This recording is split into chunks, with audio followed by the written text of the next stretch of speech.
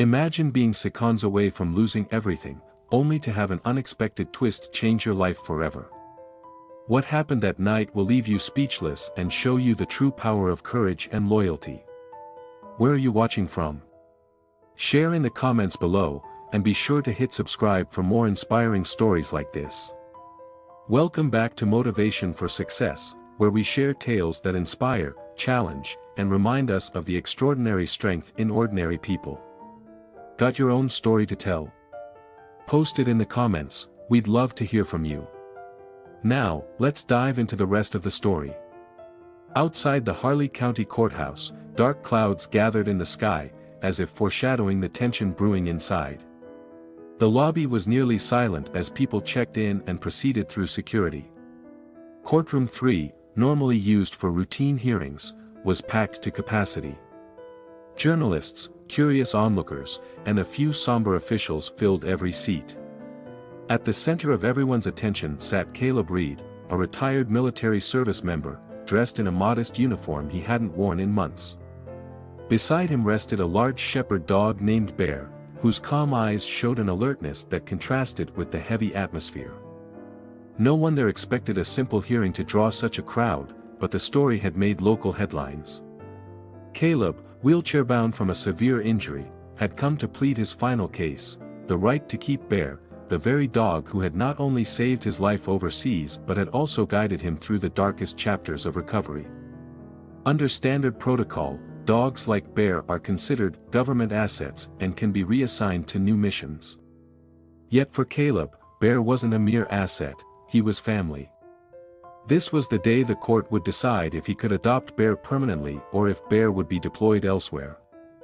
Little did they know, a bigger threat was about to eclipse the entire hearing. Judge Daniels, a gray-haired figure of authority, tapped his gavel. The echoing sound demanded silence. He turned his steady gaze toward Caleb, who inhaled sharply, gathering the courage to speak. "Mr. Reade, you may present your final statement," the judge said, his voice reverberating throughout the hushed room. Caleb tightened his grip on Bear's leash. His right hand trembled slightly, remnants of old injuries and anxieties. Still, he spoke with unwavering resolve. "Your Honor, Bear has been more than a partner on the field. He detected explosives, warned me of ambushes, and dragged me to safety when I was injured. But even after we left those battlefields, he remained by my side, pulling me out of nightmares, offering me comfort when my scars, both seen and unseen, felt too heavy to bear alone. He is not just a service dog. He is my friend and my family. Please, let me keep him." A few onlookers dabbed at tears, touched by the genuine conviction in Caleb's voice. Others whispered among themselves, outraged at the notion that a healing veteran could be separated from the dog he loves. Judge Daniels' expression softened for a moment, but he maintained a neutral composure. "I understand this is deeply personal, Mr. Reade," he said evenly.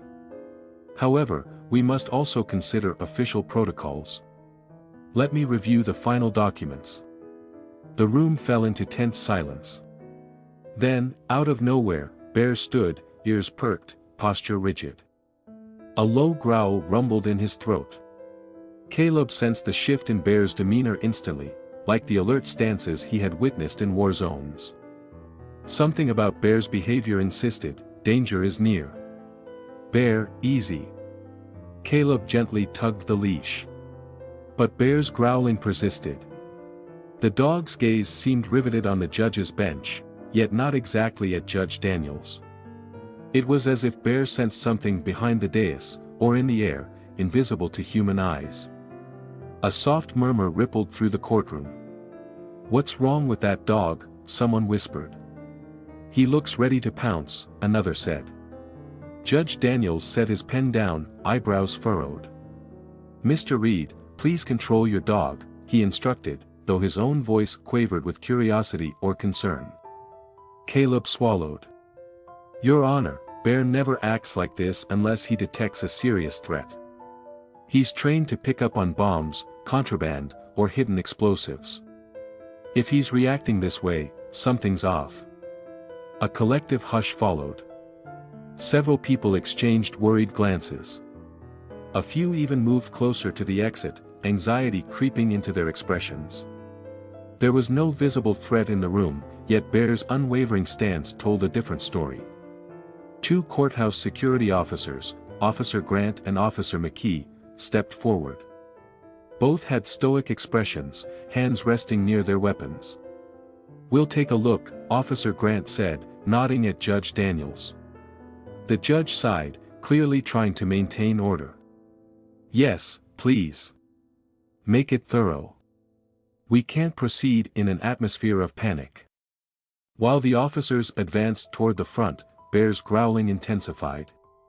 He pulled against the leash, nearly dragging Caleb's wheelchair. Concerned onlookers stood up for a better view, forming a half-circle around the aisle. Grant and McKee headed toward the judge's bench, scanning the area. Nothing seemed amiss. No suspicious device, no sign of intrusion. They exchanged puzzled looks. Then Bear's eyes darted to the heavy double doors on the right side of the courtroom, where legal counsel typically entered. All at once, Bear shifted his stance and let out a harsh bark. He spun toward those doors with such force that Caleb nearly lost his grip. A wave of tension crashed over the crowd, nerves crackling like static. Everyone watched the door. Was it locked? Was someone about to enter? Or had something been planted? Officer McKee took a tentative step in that direction, heart pounding. The overhead lights seemed to flicker, or maybe that was just a symptom of collective anxiety. Even Judge Daniels rose partially from his seat, craning his neck to see. Grant glanced at Bear and then at Caleb. "You sure about this? Are we sure he's not just sensing all the tension in the room?" Caleb's voice trembled with a strange certainty. "I've seen him like this on active missions. If he's reacting, it's real."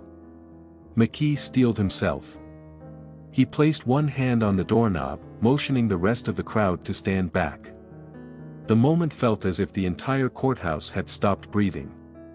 With a slow, deliberate motion, Officer McKee turned the knob, and the door creaked open. Beyond the threshold lay a dimly lit corridor used by staff and counsel. At first glance, it looked empty, just a stretch of polished floor with fluorescent lights that seemed to hum ominously.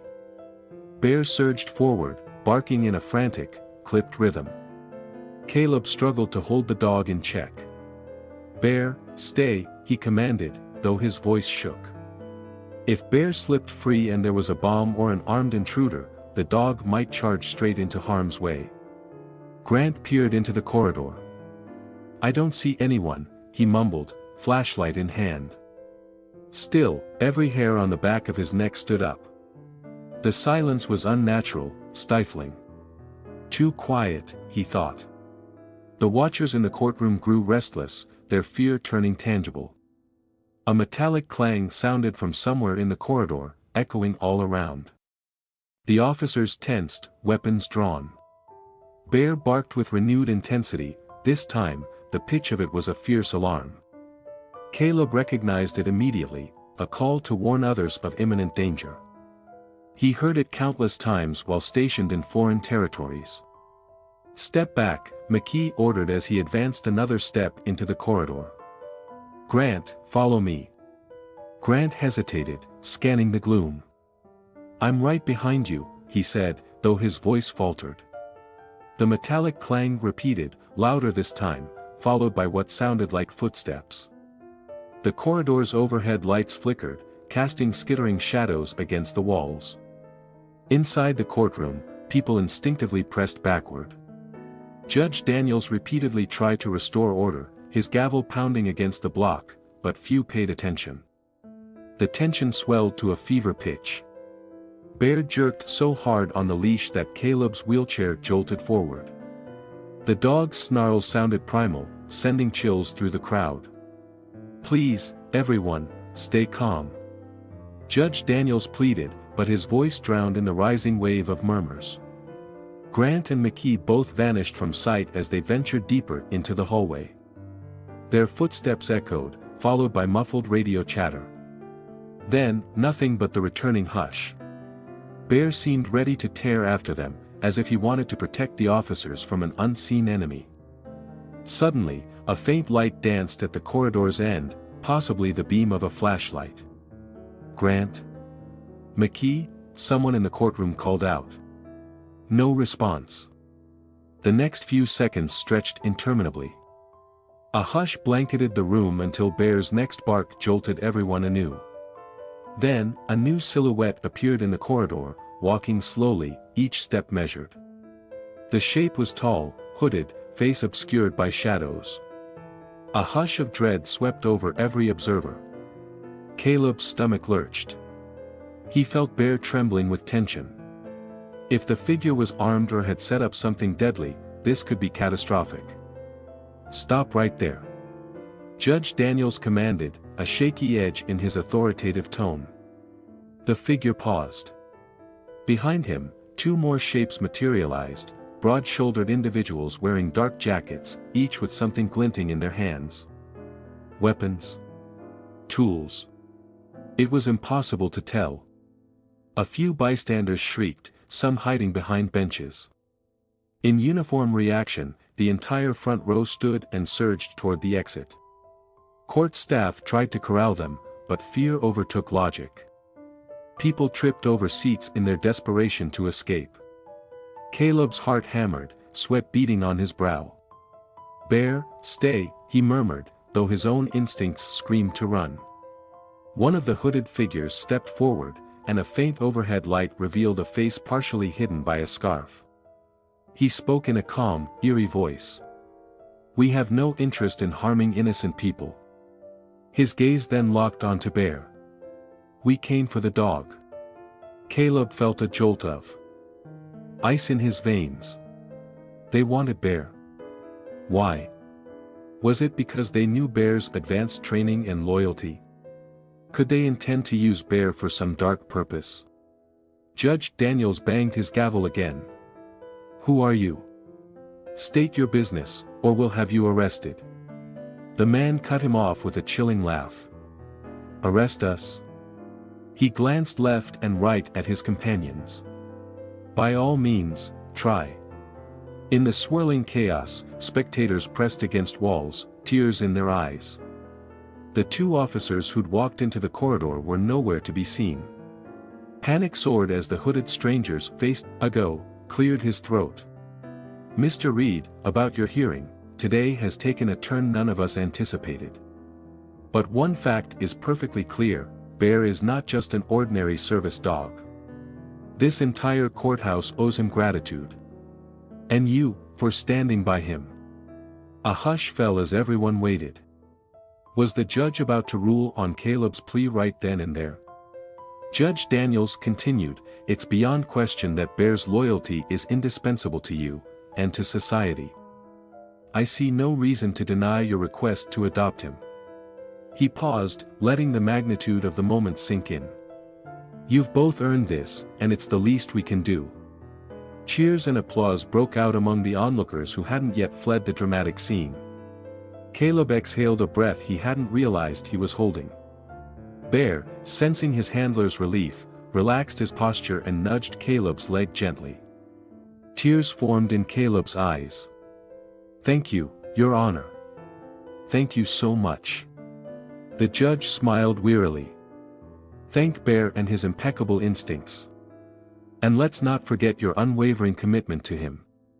That bond is rare, and it saved us all." In the days that followed, the story of the thwarted courthouse threat made local news headlines. Footage of Bear's heroic standoff circulated on social media, lauded by thousands of viewers who dubbed him a real-life guardian. Investigations revealed the intruders had planned something far more sinister, details of which remained sealed during an ongoing inquiry. Within the courthouse walls, no one doubted Bear's place anymore. Even the bureaucratic, service animal assignment, rules bent in the face of such a public and urgent demonstration of the dog's loyalty. The approval paperwork was pushed through at record speed. Caleb, for his part, tried to keep life as normal as possible. Once he'd recovered from the shock, he quietly took Bear home, no longer as a borrowed ally but as a full-fledged member of his family. Weeks later, on a bright morning, Caleb returned to the newly fortified courthouse to finalize a few adoption documents. Bear trotted beside him, tail wagging. Gone was the tension of that fateful day, replaced by a respectful hush whenever Caleb and Bear passed by. Even the security staff offered friendly waves. Judge Daniels waited in his chambers, smile lines adding warmth to his once stern features. He stood as Caleb entered. "I wanted to meet privately," the judge said, gesturing to a seat. "You've officially completed all legal formalities to keep Bear. Congratulations are in order." Caleb shook the judge's hand. "Thank you for everything, Your Honor." "Really?" Judge Daniels looked down at Bear. "I should be thanking him. Had Bear not alerted us, the outcome might have been disastrous. You both saved our lives." Then he leaned back, thoughtfully adding, "Sometimes, the law can't account for extraordinary bonds. I'm glad we recognized it before it was too late." Bear gazed up, as if also aware that this was a solemn moment, one acknowledging his service. He gave the judge a small bark, friendly, this time. As Caleb wheeled himself out of the courthouse, Bear at his side, he couldn't help replaying the entire ordeal in his mind. He realized how fear can paralyze people, but also how a single act of loyalty and bravery can unite them. Inside that courtroom, disparate strangers and old bureaucrats had come together, if only briefly, because a dog insisted they pay attention to impending danger. People along the corridor stopped Caleb to say thank you or to pat Bear's head. Each interaction reminded him of how precious trust is, trust in each other, trust in one's instincts, and trust that sometimes, the right outcome can emerge from even the darkest threats. This story of soldier and dog, of threat and rescue, reminds us that sometimes the strongest bonds are forged in adversity. Would you have believed it if you'd heard someone say a single dog could protect an entire courtroom? And yet, that's exactly what happened. It's proof that small signals, like a dog's bark, could save lives when people choose to listen. Now, let's open it up to you. Have you ever felt an unbreakable bond with an animal or a person who guided you through challenges? How did it shape your understanding of loyalty or courage? We invite you to share your thoughts in the comments section. If you found this story gripping or inspiring, be sure to subscribe to our channel. We bring stories that spark reflection on courage, empathy, and the surprising ways life can turn in an instant. If this story touched your heart, let it inspire an act of kindness today. Whether it's supporting a local shelter, lending a listening ear to someone in need, or simply expressing gratitude to the everyday heroes in your life, including the loyal four-legged companions who protect and comfort us, every small gesture makes a big difference.